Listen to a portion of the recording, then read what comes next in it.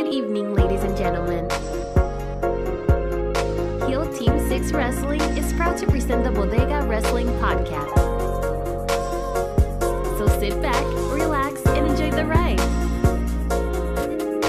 In 5, 4, 3, 2, 1.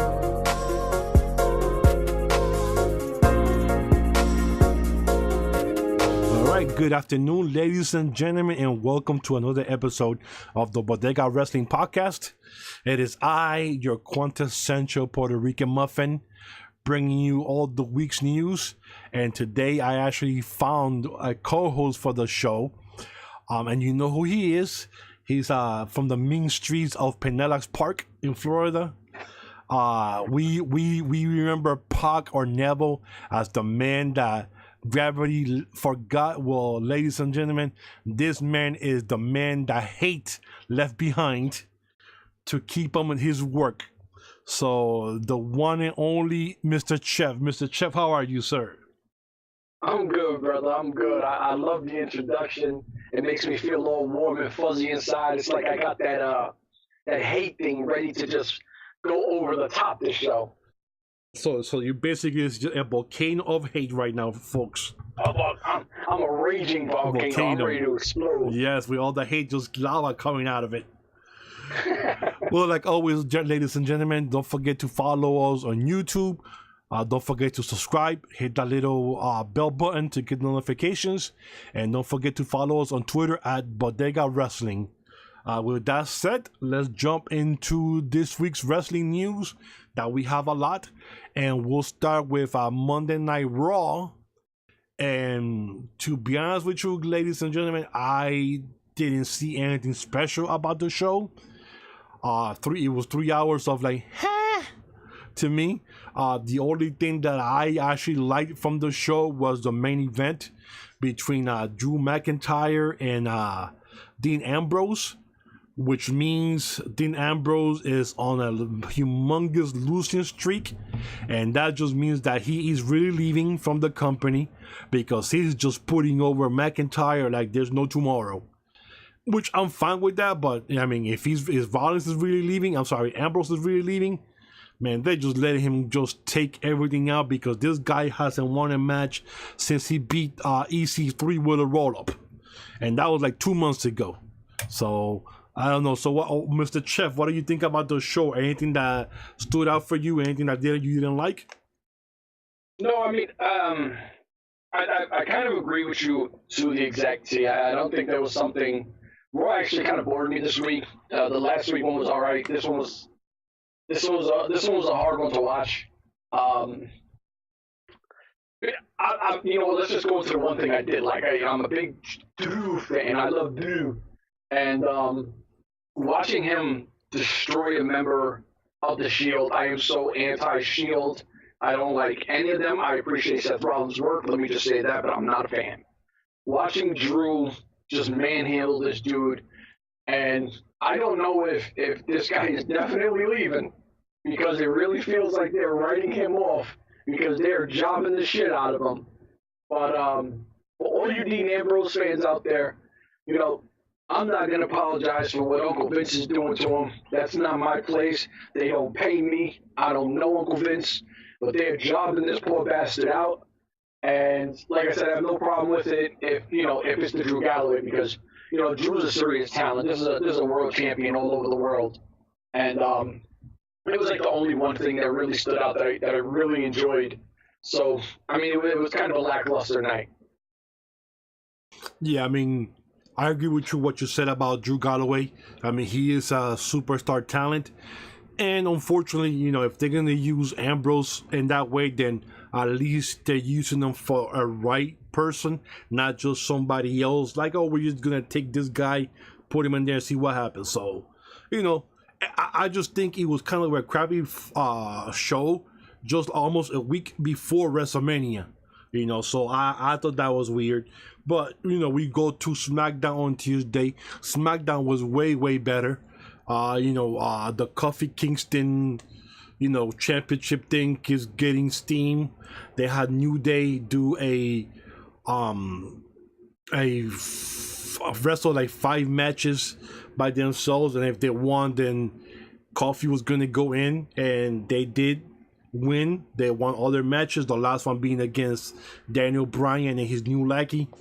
So now Kofi Kingston is going to WrestleMania to face Daniel Bryan, unless Uncle Vinny comes out on Tuesday with something else. But I hope he doesn't. And the big surprise of the night was Charlotte Flair becoming the 8-time women's champion as she defeated Asuka. And of course, Twitter went crazy about that with the hashtags justice for Asuka, but people wanted it this way. The fan base wanted the females to take the lead. They wanted the women to main event WrestleMania. Now you have a roster of 50 females, and it's been dwelled down to 3 women: Becky Lynch, Charlotte Flair, and Ronda Rousey. They put the belt on Charlotte Flair, which means now most likely Becky Lynch is going to win. And I see a swerve coming where either she's going to win both of those belts and get the belts unified into one women's champion, or this is the formation of the 4 horsewomen, where you see Becky and Charlotte winning both belts with the Boston Hug connection. With the 4 horsewomen, and you can see Rousey pouting on the floor with the rest of her 4 horsewomen on the crowd there, and this will lead into the SummerSlam match. But I mean, that's just me. I mean, what do you think about the show from Tuesday, Mr. Chef? You know what? I'm going to speak for, I think, every single WWE fan, and I'm not calling myself a WWE fan, I'm just a wrestling fan.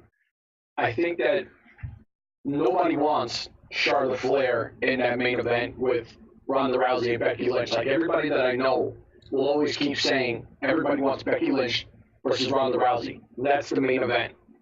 The only reason why she's an 8-time champion, because I don't even find her to be the top female. I don't think she's the most talented on any of the rosters for the females. But because her last name is Flair, WWE gives her that, that red carpet treatment, and they allow her to have 8 title reigns already, which I think is ridiculous. I don't want to see Charlotte Flair in the main event. I want to see Becky Lynch. Becky Lynch has got herself over on Becky Lynch. She's done it with nobody like with her dad. Rousey, you knew was going to get the push because she's Ronda Rousey. People can say, oh, she just got it because she's a name. Yeah, well, that's what the fucking industry does. I think Asuka's such a better, if I'm probably chopping up her name, hopefully I'm not. I think she's such a better talent than Charlotte Flair. And if they do the 4 horsewomen versus the 4 horsewomen thing, I think it's really, really interesting. But if you really look at it, there's no way that Sasha Banks, Bayley, Becky Lynch, and Charlotte Flair can defeat Ronda Rousey and her MMA females. And I'm not acting like they're the greatest fighters in the world, but they're legit badasses. Like, those women can knock me the fuck out. You know what I mean? Like, let's not color it any kind of crazy. As for New Day, not a New Day fan either. I'm not into, like, goofy gimmicks like that. Kofi is the guy that WWE needs. They also, I've seen all over the place people talking, it's the highest rated Smackdown in, like, years or some shit, when you have Kofi and the New Day doing what they were doing. Everybody wants Kofi. Everybody wants him. I'm not going to go into politics or race or nothing like that with WWE. We're not that kind of show. But for some reason, everything that WWE fans wants, Vince McMahon doesn't do. Like, nobody wanted Roman Reigns prior to his cancer thing, and he shoved Roman Reigns down their throat. Like, everybody wanted Daniel Bryan. They finally had Daniel Bryan as a champ, but for years they were fucking with him. Kofi feels like the next guy that everybody wants and no one's going to get. If they do get him, what I think would be the smart move was, if Kofi just say he loses in Mania, I would like it for the New Day to either jump him or break up so he can break off and be his own guy. You know what I mean? Like, I think he's so much better by himself chasing the top spot than being with New Day. They can still do New Day, just not with him. Yeah, just to kind of piggyback on what you said right now, I saw the same thing with New Day. I just see it happening at WrestleMania before Coffee wins. Either Big E or Consequences Creed turns on him and costs him the match for the belt. I could see that happening. Also on Asuka's case, man, there's a lot of rumors, things going on in this, and they mentioned that Uncle Vince felt that another match would have been number 17th or 18th match on the WrestleMania card with no push. Like, they literally took the 4 women's match that was supposed to be, whoever won was supposed to go face Asuka at WrestleMania. On the last second, they pulled that match off. So this is a total slap in the face for those 4 ladies who were supposed to get into that match. And then you have Asuka lose because there was no storyline behind it. And they felt like there was nothing there for her to gain and more for her to lose than having a WrestleMania match against another wrestler that she's already beat before and beat again in was going to be a 7 or 8 hour extravaganza coming up next Sunday. So they figured that it's no point for it. But that right there shows you the lack of respect that they have for the rest of the roster when it comes to women, that it's shifted so much in less than 6 months that it's just now only on 3 women now. I mean, and I completely agree with you, but you know what the problem is here? It's their creative.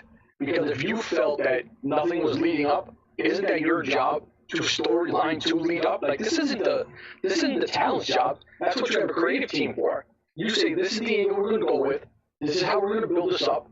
If you sit back and say, oh shit, we got nothing. No, you got nothing. You did that. And I'm telling you, there are so many women like Nikki Cross, Ruby Riott, like Liv Morgan. There's so many talented women that in one swoop of this Ronda Rousey shit, they have like devalued half the women roster. And all the girls that have been devalued are pretty much better than Charlotte and I think Ronda Rousey. That's just me though. I just think that they really just shitted on the women's division, which they have so much talent there. And they just kind of, well, no, we're going to stick to our core with Bayley, Sasha Banks, everyone else, Becky Lynch.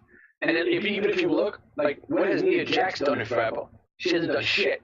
And neither has Tamina. You don't see them doing anything no more. Like, they'll get a quick spurt here and there, and that's it. Yeah, like, they were out for, like, after Royal Rumble, and then she was gonna find Dean Ambrose maybe, and after that they've been losing since as a tag team, and it's the same matches every week. Now they brought poor out of retirement to team her with Natty Hart. What's her name? Beth Phoenix. Just because they didn't have there's nobody else. They already beat every female tag team, and they said, well, let's bring Beth Phoenix out who can still do it, team her with Natty and see what happens. And I'm extremely biased of the both of those women. I love Beth Phoenix. I love Natalya. I'm just fans of them. I think it's not the right move, but at the same time, my biasness is like, okay, I do want to see this. So, and then before we got into the air, we were talking about the W Universal title and how we hope that Rollins defeats Brock Lesnar, and then hopefully McIntyre defeats him for the belt. Because right now, we were talking about, when was the last time Brock Lesnar defended the belt on TV? Like you said, that the belt has no value whatsoever right now. No value, Edge. I mean, if you really look at it, like, your champion is supposed to be the face of the company. Your champion is supposed to be able to come out, and your fans are supposed to feel a certain way. Now, even if you hate him or love him, he's supposed to be present. Brock is not present. Brock, though, he barely even puts that shit on the line for months. So you took your top belt, and you have devalued it to shit. Like, and this isn't just me. Like, I know WWE fanboys. I mean, people that will tell you, yeah, I'm a WWE mark. I'm a WWE fanboy. And that belt don't have shit. Like, and when they start talking like that, you're like, damn. Now, this week, this past couple of days, they announced that the Hart Foundation, Bret the Hitman Hart and Jim the Anvil Neidhart, are going to get into the WWE Hall of Fame. So now I think that class is done. Now, as this is just me speaking, as this is just my opinion, nobody else's, but this has got to be the weakest Hall of Fame class in the existence of all Hall of Fame classes, man. I mean, this class is weak. Who's in the class? Well, now they have the Hart Foundation. Okay. Brutus Beefcake. Okay. Torrie Wilson. Harlem Heat. And, and the whole 6 members of DX. Now, let's take DX out of it. And this is like, once again, this is just my opinion right here. You take DX. You got Shawn Michaels. He goes in by himself. Triple H. He goes in by himself. The rest of the 4 individuals, Chyna, she goes in by herself because she started a revolution with the women. But Six Pac and the New Age Outlaws, no way they would have got in there by themselves without DX. Harlem Heat, Stevie Ray, Booker T. Booker T, 5 times, whatever, United States champion, heavyweight champion, TNA everything champion. This guy has won belts, 10 times tag team champions. Stevie Ray. What did Stevie Ray do? He was a member of the black and white NWO and won one singles title. Then you have Torrie Wilson. Next, I never liked Torrie Wilson. Okay, next, now you have the Hart Foundation. Bret Hart, champion everywhere this man went. United States, Intercontinental, heavyweight champion, WCW, WWF, and once they King of the Ring champion, and once they broke them up, what happened to Jim Neidhart? Nothing. And unfortunately, he's getting in as a sentimental value because he just passed away months ago. So this is more like a feel-good story for him to go in. But by himself, he doesn't get into the Hall of Fame. Now you have Brutus Beefcake. Really? I mean, you really ran out of people to put into the Hall of Fame? Brutus the Barber Beefcake. This guy has been a B, like McMahon said about Kofi Kingston, a B+ performer. Brutus Beefcake has been a C performer. This guy has been in every C class organization or group. He was in the Kevin Sullivan Dungeon family. He was the Accolade, the bodyguard for Hogan when he was the NWA. After Hogan turned on him, he was a barber. You know, this guy, the missing link. I mean, this guy has got so many different worthless, things that this guy has given. This guy does not belong on the Hall of Fame. I don't understand how the Midnight Express are still not in the Hall of Fame. The Kangaroos, the Fabulous Ones. I mean, there's guys out there that deserve this, and it's like they're going to the WWE list first of who they're gonna put in there. But Brutus the Barber Beefcake? Are you serious? Wow. I mean, to really look at it, when you said Brutus the Barber Beefcake, the thing that came up to me was the first thing that popped into my head is when he came in with the cake and Hulk Hogan beat the shit out of him with Scott Hall and Kevin Nash.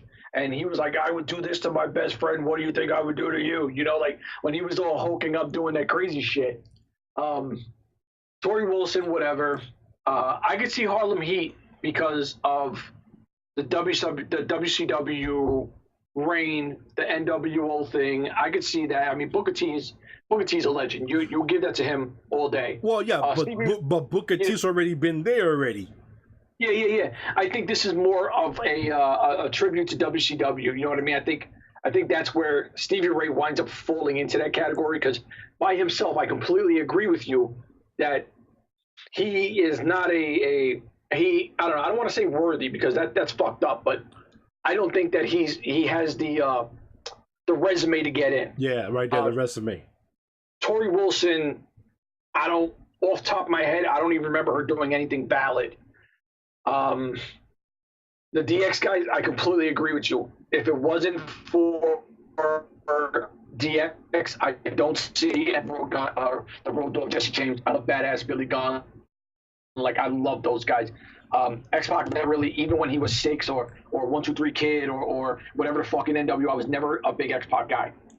China is someone that I hold dear to my heart. I've always been a fan of China. When you said that, I remember like a quick scene in my head was when Eddie Guerrero had like a match and she was trying on dresses and he had a suit and she was like, oh, you got to look like this. And then, it was like this whole little intimate scene and they went behind it. He's like throwing off his clothes and she's like, oh, you got a match. And he's like, oh, forget the match, mamacita, blah, blah, blah, blah, blah. And people don't realize that she was almost the first ever queen of the ring when they were doing the King of the Ring. Mm-hmm.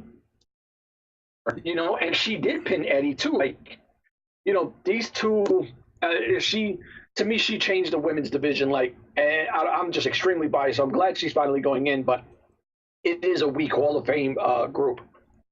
I think this is without a doubt the weakest I've ever seen. When I saw everybody, I'm like, wow, everybody's going in because somebody else is bringing them in. Not one single person there could stand on their own without their partner. And I'm like, wow, that's kind of sucks this year. But hey, people are going to eat it up, and that's what, the universe is. People outside the universe might go like, oh, yeah. People in the universe, oh, yeah, they all deserve to be in there. Put the whole roster in. But, it is, Uncle Vinny does what Uncle Vinny wants. Nobody could tell him differently. And he's going to do whatever he feels is right for business. So, who are us to say anything else, But, absolutely. But anywho, we'll go over the pond here and we'll go to Mexico. AAA. That they announced that one of the big fighters there, Mr. Cain Velasquez, who is a 2-time UFC heavyweight champion and who also defeated Brock Lesnar the first time for the belt, he's actually signed a contract with AAA to be a wrestler. So I was kind of intrigued because we've seen wrestlers or UFC fighters go from being fighters to wrestling. Come to mind Bobby Lashley, and then we have Ronda Rousey and Brock Lesnar right now. Both of those guys are there at WWE who are from UFC going to wrestling. Didn't Impact also have one like 2-3 years ago? Well, I know Bobby Lashley was the only one that I knew. No. It was a white dude. Fuck. I think he had beef with with Bobby, right? It was Bobby Lashley. Yeah, he had an issue with him. I can't remember his name. I forgot his name. He's an announcer for New Japan Wrestling with him and Jim Ross. Yeah, exactly. Is it Barrett? Something Josh Barrett or something like that? Yeah. John Barnett. Barnett is his last name. There you go. Yes. Yeah. So he's done that too. So, so he's going to jump there now. They had a big press conference a couple of days ago. One of his opponents is going to be Psycho Clown, Tejano Jr. or Pentagon Jr. It's going to be, and this is going to be in August 3rd, which is going to be Triple Mania 27, which is their last big pay-per-view of the year, which you'll be able to see for free on Twitch. So that's going to be good. And as we know, back in July of last year, he actually was doing the wrestling thing for WWE Training Center. He went there for a whole month. And he was actually working out with them, working on his wrestling. So I'm guessing that, he still liked it. He still picked it up. I mean, the dude is a beast. I mean, he's like, 6'9", 6'8". So that's a big boy. He's an athlete. So, he as long as he learns a couple of body slams, a couple of hip tosses, he can do any worse than whatever some of those guys are doing nowadays. So I'm excited to see him because, I mean, that's the first big guy out of wrestling that AAA got, he went to Mexico instead of going to WWE or AEW or Ring of Honor. So he actually went over the pond to Mexico to wrestle. So that's a big coup for AAA. So I mean, what do you think about Mr. Velasquez joining the ring there? Oh man, I love it. I love Cain Velasquez. I think he's a monster. Like you said, as long as he has a few basic moves, he's just gonna run through people. I mean, when you started going to names, I like Tejado. I like Psycho Clown. I don't think that Pentagon Jr. is big enough because a lot of people don't realize Pentagon Jr. looks like a bad motherfucker, no question. But height-wise, he's not that big. You know what I mean? Like he's so aggressive. He's so strong. He's so fluent with his moves that he looks bigger than what he is. Those two guys are bigger guys. So I hope it goes down to them. But for him to actually go to AAA, and I mean, like we said, we don't know what happened in WWE. We don't know if he just said fuck it, I'm out, or anyone else, because I'm pretty sure any company would love to have a guy with the name of Cain Velasquez because he comes with a draw. To pick AAA, this is a massive get for them. Because they're supposedly there are some exits coming up, and you could touch on that. Yeah, he's actually 6'1" height. 6'1", but he's a heavyweight. Oh, like, yeah, he's like what 200, like 240 pounds or some shit. Yeah, yep.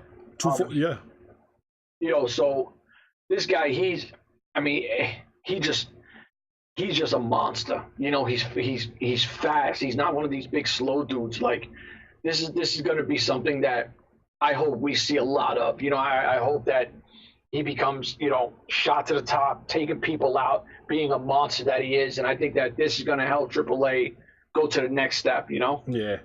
Yeah, and staying there, almost in AAA, we'll move up to Lucha Underground, where I might be jumping the gun, but we might have seen the last nail in the coffin for Lucha Underground, as this week, 4 competitors that were suing Lucha Underground, being Evelise, Joy Ryan, King Cuerno, aka El Hijo de Fantasma, and Cobra Moon, were actually given their releases. So now they are free to go venture wherever they want to go. So I might be throwing some dirt early into the hole, but we might be time to plant some flowers there on the grave for Lucha Underground, because now they lost 4 people now. Also, King Cuerno, who's El Hijo del Fantasma, he also left AAA, so should be interesting to see where he's going to end up now.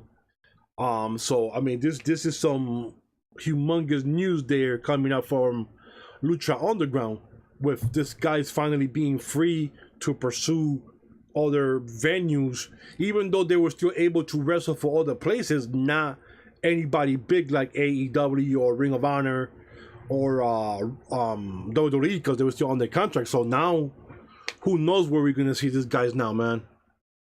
So what do you think about that whole their mess there, Chuff? Somebody should cue up the Undertaker's music, because I think the funeral music is playing. I mean, all jokes aside, though, to be honest with you, you never want to see companies fold, because you do want these people to have places to work. But with these specific 4 guys, they were being held hostage, literally, like. They were being held hostage by these crazy contracts. I don't know who their agents are, because they should be fired as soon as they got free. You don't want to see anybody that cannot perform in other places. Like they couldn't perform, on, ROH or WWE, and I know at one point you finally got to see some of the Lucha Underground guys going over to Impact. It seemed to be the only partnership that would start to transpire. So, but they were still docked. And now they're free to do whatever they want. I know Joey Ryan, I think, is going to be on the Impact press conference thing. Well, yeah, United with Stan next week. He's going to be wrestling Tessa Blanchard. Fuck's sakes. Yeah, remember that this was the match that was supposed to be originated first, and they have mentioned it's going to be Tessa against Eli Drake. Oh, okay. And then somebody asked Eli if that's going to happen. He goes like, nobody asked me, and no, and then nothing happened for a couple of weeks, and then Tessa was going off like, I need a real man to wrestle, and then boop, here comes Joey Ryan out of the blue. So yeah. You know what? I guess the timing is perfect for that. I'm not a Joey Ryan fan. A lot of people love the guy. But it's good to finally be able to see him on something else besides Lucha Underground. You know, I like I said, I don't ever want to see any of these companies close because these are, you know, these people bust their ass every day training and you know, getting their bodies right, and they beat the shit out of their bodies to entertain people like me and you and everybody else listening. You never want to see that kind of thing happen. But to be honest with you, you know, it's kind of like what you're always told, you know, karma's a motherfucker. So if you're going to put some bad vibes out there, bad vibes are going to come and hit you 10 times harder. So, you know, hey, if that's its last song and dance, then, you know, 21 Blunt salute's over. And the funny thing is, you know, transitioning from Lucha Underground to Impact, like you mentioned earlier right now, now with United We Stand, there was supposed to be a X Division 6-man match where King Cuerno was supposed to be in the match. Now he's out of the match. They still have one more person that they were supposed to announce. They haven't announced that person, which makes me believe that there's nobody there now. And then now Johnny Impact came out this week with a video that he's not going to be wrestling in the other match against Johnny Impact, same team, because they don't get along. So now Johnny Impact has been put into that 6-man X Division match. So I don't know what's going on, what happened all of a sudden. All these like parts just moving, it just makes no sense whatsoever. I don't know. And then, you know, Miss Ivelisse, who was part, like you mentioned, part of the hostage situation, she came out and threw a little dirt at Tessa Blanchard, saying that, you know, she had to bust her ass and make a name for herself and not have a last name kind of help her along the way. Ooh. Where Tessa Blanchard, where a fan asked her the same question about Tessa, and Tessa goes like, well, I don't know what she's talking about because we all have the same opportunity and my name had nothing to do with it. Where now Ivelisse comes back and starts saying, well, I was contacted, we're supposed to have all these branch matches between Lucha Underground and Impact, but I'm not in it. And then they called me for a job the day before, they canceled my flight, I'm not in it. So either Ivelisse did something and she signed something she wasn't supposed to sign, or somebody's blowing some smoke somewhere that just makes no sense what the hell's going on now. I mean, hopefully it's like a smoking gun kind of thing. Hopefully this is like a back and forth that when Tessa's gonna, you know, have a match versus whoever, and everyone's like, oh, you know, Ivelisse is pissed at Impact, or you know, Impact fuck up and they drop the ball and somebody fucked up on her flight, or, you know, hopefully it's just one of those things that there's so many smoking guns out there that, you know, during the match, all of a sudden you see that shorty with the bandana come out of nowhere, interrupt the match because it's like, oh shit, look, you know, she's here. Hopefully something like that transpires where this is not a real situation where one girl feels one way and somebody fucked up on a flight or someone did something wrong. You know, hopefully this is just a like, what is the word they use? Like oh my God. What, a future storyline? Like a future storyline, a swerve or something like that. Well, no, yeah, and I agree with you because how social media works now, you don't need to be out and, you know, having commercials being put out. You putting your own commercials on yourself on Twitter where you saying stuff like this.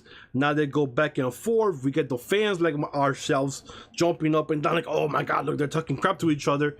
And then at United We Stand, here comes Ivelisse, you know, beating the crap out of Tessa Blanchard from behind or something like that as part of the storyline.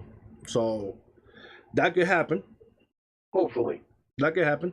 You know, it could happen. We've seen worse. I mean, we have seen worse. We have seen worse, and now, you know, tomorrow night at for Impact show, the last episode from Vegas, we're gonna have the payoff between Disco Inferno and Scarlett Bordeaux. So, and that started from just tweets from months ago. So And I'm looking forward to that match to see, see the payoff and see Scarlett Bordeaux beat the crap out of Mr. Disco. Yeah, please beat up Disco Inferno, please. Yeah. So I believe, Chef, that was everything for this week so far. I mean, you have anything to say to the fans? You know what? I do have something to say to the fans. I appreciate, if you look at our numbers, our fans have really stepped up. And, they are liking the stuff. They are watching it more. We're getting more subscribers. Like, when they do stuff like that, it makes us want to do this even more because we're growing with them. And it feels good because, we do take a little time out, and it's not that big of a deal. We enjoy this. We like talking. We like bullshitting, and it's fun. But it means a lot to I know you and myself, that they join the movement together. You know what I mean? Like, and, all the other nonsense, like, the people just have fun. You know what I mean? Stop taking this shit so serious. The wrestlers don't take it as serious as the fans do. You know what I mean? Like, just have fun with this. There's no reason to just beef out at each other, start going at each other because somebody feels a certain way. Like, podcasts supposed to be fun. Let's get some laughs. And, thank you. Like I said, man, just slap that thumbs up. Share this as much as possible. Got mad love for you guys. Now, you want to give your contact information on Twitter so they can follow you? You know what? No, I don't, because if they don't follow me already, then don't follow me now. No, I'm only playing. All right, so I finally made a new account. So it's infamous S6X_chef. Just try to find it. I'm not going to spell it out for you because it's plain and simple. But holla at me. I'm coming back. We're having a lot of fun with this. I hope you guys listened to the Ryzen interview that we just did. Holla at us. Yes, and just like Chef said, please listen to the Ryzen interview. The new book drops next week on April 1st. Weird date, but it's not an April Fool's joke, but it drops April 1st. I already put in my order for my copy. I already got my priest. I got a 2-gallon of water that I gotta take in to get holified. And once that book gets here, I want to, dance myself in holy water and read the book. So this should be interesting to read. But as always, please follow us on Bodega Wrestling on Twitter. Follow us on YouTube, Bodega Wrestling Podcast. Like Chef said, hit the thumbs up, hit that subscribe button. We're getting a lot of subscribers. I mean, we're up to 69 subscribers, and they are real people. Not no computer generated, but they're real individuals. We're up to like 475 on Twitter. Real people, not no porn stuff. I mean, I don't want to have to show my cleavage or my fat or nothing like that to get any new subscribers or followers. I mean, we do everything the right way, man. So for everybody here, for today, for Mr. Michael Larkin at SNL Podcast, we like to call AKA Bob Custis. Mr. Roberto Rosello, Robert Wrestling. Don't forget to follow him. He's still around somewhere. Where is he anyway? He's like down in the jungles in Puerto Rico somewhere? Dude, I have no idea where Robert is. We're in the same chat. We talk all day, and I have not even seen his picture, seen anything. So I don't know if Robert is a gorilla now. I don't know what's he doing. But if anybody see Robert does wrestling, please. I might have to make one of those graphics. Like, have you seen this guy? Yeah, put him in the milk carton. Yeah, man. You know what I do? Before we get out of here, I got to shout out Nicole from the UK. Nicole always holds us down. She's one of the coolest people that I've talked to for years about Impact Wrestling. So, Nicole, much love. And now you can send us out, brother. All right, man. So, for myself, the quintessential Puerto Rican muffin, you just got to say it right. It rolls like your tongue. Quintessential, baby. And for myself and the chef, we'll see you next week, and God bless everybody.